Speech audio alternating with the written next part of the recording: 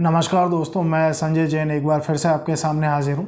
आज हम चर्चा करेंगे कि कच्चा कोयला जल प्रवाह करने की रेमेडी कब की जाती है, इस उपाय के बारे में कब जिक्र मिलता है। जब भी कुंडली में राहु खराब रिजल्ट दे रहा हो। अब राहु खराब रिजल्ट दे रहा है, इसको पहचानने के जो तरीके हैं वो आज मैं आपको कुछ बता रहा हूँ कि राहु जब भी खराब रिजल्ट दे रहा होगा। अब जो राहु है वो हमारे दिमाग की लहर है और दिमाग की जो तरंगे हैं, हमारे जो विचार हैं वो राहु। अब ये जो विचार हैं, ये तरंगे हैं, ये बुद्ध के दायरे में यानी बुद्ध के ढांचे में, हमारा जो सर है वो बुद्ध का ढांचा है, हमारी जो खोपड़ी है ये बुद्ध का ढांचा है। इसी के अंदर राहु की तरंगे चलती हैं, राहु के विचार इसी के अंदर आते हैं। तो राहु केतु जो है वो दोनों ही बुद्ध के दायरे में घूमने वाले प्लैनेट हैं।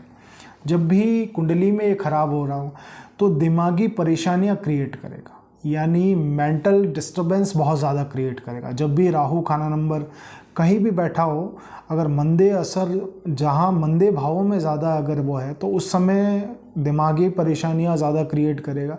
और जनरल वे में भी अगर मंदा असर का है तब भी दिमागी परेशानियाँ ज़रूर क्रिएट करता है, मानसिक परेशानियाँ क्रिएट करता है। अकस्मात जो लगती हैं वो बीमारियां जो हैं, अकस्मात लगने वाली बीमारियां राहु कि अचानक से कोई चीज़ समझ में नहीं आ रही, वो बीमारी लग गई, वो राहु है।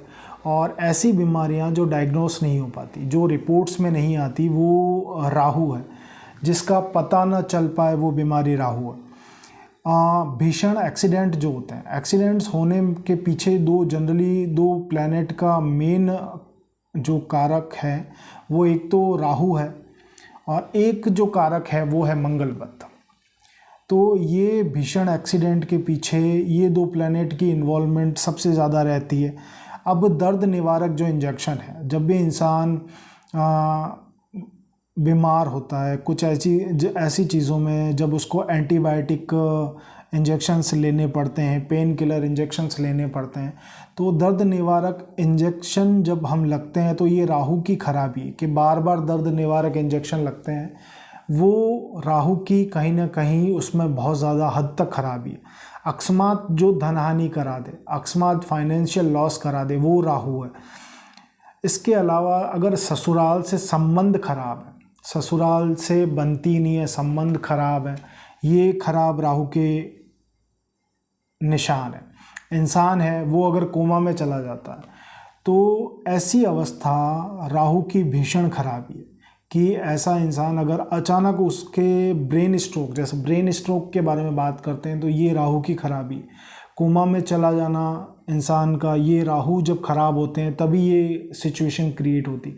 अचानक भीषण एक्सीडेंट हो जाए, ये भी राहु की खराबी है। कई बार राहु में इंसान जिस पे ज़्यादा भरोसा करता है वही इंसान उसको धोखा दे देता है। तो ये सारी चीज़ें, फ्रॉड जो हो जाते हैं, अचानक जो फ्रॉड्स होते हैं वो राहु है। किसी की चिकनी चुपड़ी बातों में आके पैसा उसको दे देना, ये राहु की करामात है। तो राहु इसके अलावा जब भी बुध के साथ बैठेगा तो जैसे मैंने बताया कि जड़त्व योग, प्रीवियस वीडियो में बताया था कि जड़त्व योग है, बुद्धि सुन्न हो जाती है, उसमें सही गलत का इंसान निर्णय नहीं कर पाता। तो ऐसे समय में भी राहु और बुध दोनों जुदा जुदा जो असर हैं वो मैलेफिक रिजल्ट ही आते हैं, खराब ही असर आते हैं। एलिगेशन लगना, आरोप लगना बिना बात का, यानी खुद की उसमें भूमिका नहीं है, यानी खुद आप निर्दोष हैं लेकिन फिर भी झूठे आरोप लग जाते हैं। झूठे आरोप लगना ये राहु की वजह से, खराब राहु की वजह से। बिना बात का अगर कोर्ट केस में फंस जाते हैं आप, ये राहु की खराबी। कोर्ट कचहरी के मामले चलते रहते हैं बिना बात के, तो ये राहु की खराबी है। कोर्ट कचहरी के मामलों में लंबे समय तक चलना और कोई राहत नहीं मिलना, ये भी खराब राहु की निशानी। और जब हम बात करते हैं कि किन किन जगहों पे कच्चा कोयला प्रवाह करने की बात करने की रेमेडी आती है, राहु जब भी खाना नंबर 1 में होगा तो ऐसे समय में इंसान को या तो वो बहुत आलसी बनाएगा, आलसी उस केस में बनाएगा जब राहु मंदा हो, या फिर बहुत हार्ड वर्कर बनाएगा, यानी जो भी बनाएगा वो एक्सट्रीम लेवल का बनाएगा, बीच में मिड में नहीं बनाएगा। वो राहु जब भी लग्न में होगा या तो ऐसा इंसान बहुत मेहनती होगा या बहुत ही आलसी किस्म का होता है ऐसा इंसान। राहु जब खाना नंबर 1 में मंदे असर का हो रहा हो ज़िंदगी में। अब खाना नंबर 1 का जो रिज़ल्ट है वो खाना नंबर 7 पे भी आता है, तो मैरिड लाइफ में डिस्टर्बेंस कहीं ना कहीं उसकी रहेगी, या उसकी जो इनकम है वो रुक रुक के कई बार बंद हो जाती है, कई बार आती है, इस तरह की। कई बार उसको बीमारियों का सामना, अकस्मात उसके धन हानि होती चली जाती। तो ये राहु लग्न के समय में ये जनरल चीज़ें देखने में आएगी, जो राहु की जनरल चीज़ें हैं जिसकी वजह से ज़िंदगी के जो हालात हैं वो मंदे हैं। तो इस केस में भी यहाँ भी कच्चा कोयला प्रवाह किया जा सकता है। अगर राहु 1 के स्पेसिफिक जो उपाय हैं उनसे अगर कोई रिज़ल्ट नहीं मिल रहा तो कच्चा कोयला राहु लग्न के समय में प्रवाहित किया जा सकता है। अब ये प्रवाहित करना डिपेंड करेगा कि उसकी सिचुएशन कितनी ख़राब है, कि सिचुएशन में अब उसके वज़न का पूरा हिस्सा प्रवाहित करना। जब एक्सट्रीम लेवल उसकी सिचुएशन ख़राब है तो वज़न का जितना उसका वज़न है उतना जल प्रवाह करवाया जाता है, बाकी वज़न का 10वां हिस्सा जल प्रवाह करवाया जाता है। और कुछ स्पेसिफिक टर्म्स में जब इसको किया जाता है तो 27 दिन या 43 दिन की मियाद में इस उपाय को करवाया जाता है। उसी तरह खाना नंबर 8 में राहु है, शनि के हेडक्वार्टर में। अमूमन राहु 8 में मंदा असर देता है। ऐसा इंसान अदालती झगड़ों में अपना पैसा फिजूल बर्बाद करता है और उसका जो पारिवारिक जीवन है वो सेटिस्फाइड नहीं होता, यानी जीवन में जो हालात हैं वो बद से बदतर होते हैं। खाना नंबर 8 में अगर वो अपनी छत बदलवा दे, नई छत डलवा दे, तो ख़राब राहु एक्टिवेट हो जाता है और धन हानि के किस्से, धन हानि के बहाने खड़े कर देता है। खाना नंबर 8 में उसको बार बार ऐसी बीमारियां लगी रहती हैं, बुखार लगा रहता है, मर्जी चाहे वो टैबलेट्स ले ले जितनी, लेकिन वो चीज़ें सही नहीं रहती, वो हमेशा किसी न किसी बीमारी की वजह से परेशान ज़रूर रहता है।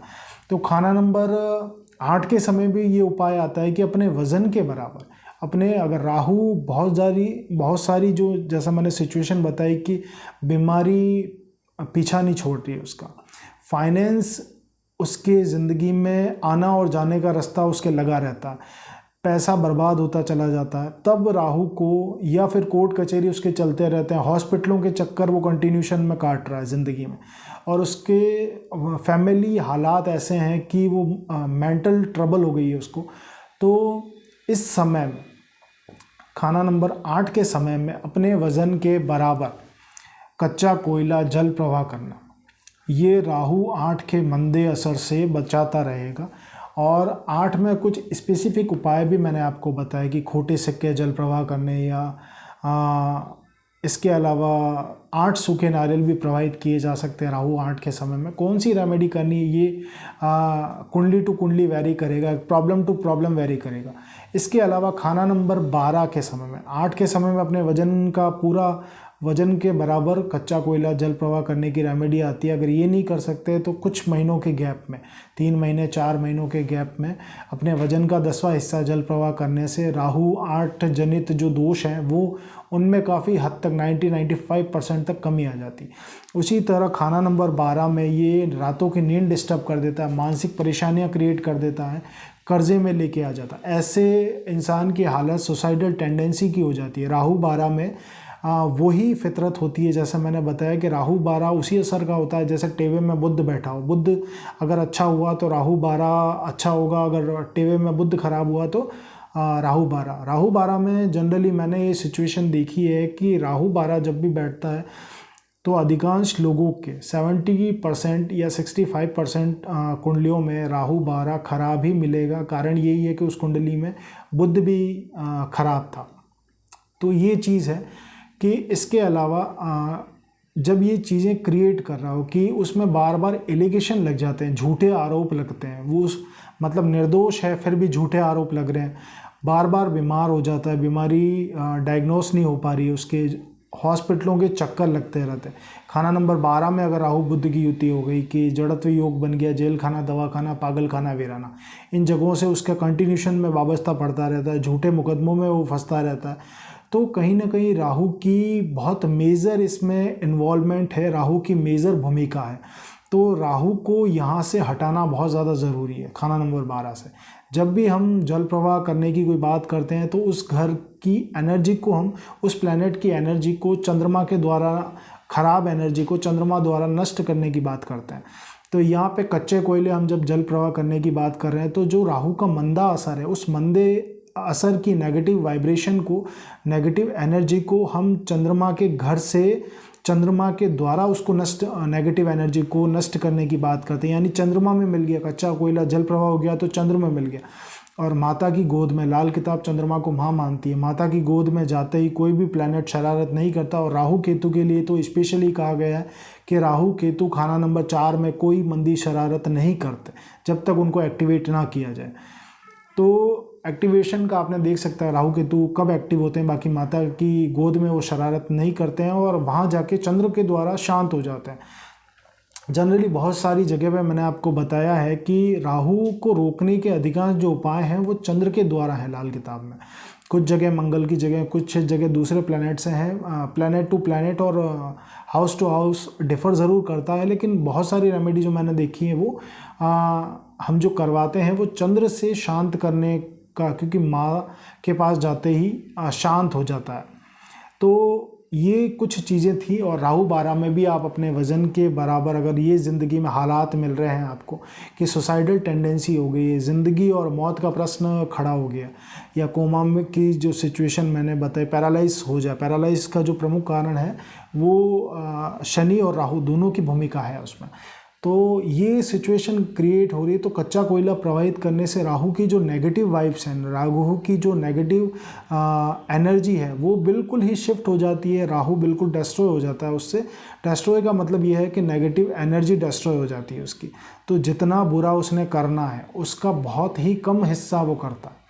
तो ये उपाय हम उस केस में देते हैं जब जनरली किसी उपाय से मदद, इस पर राहु 12 में और 8 के में तो करने को बोला ही जाता है ये कच्चा कोयला जल प्रवाह।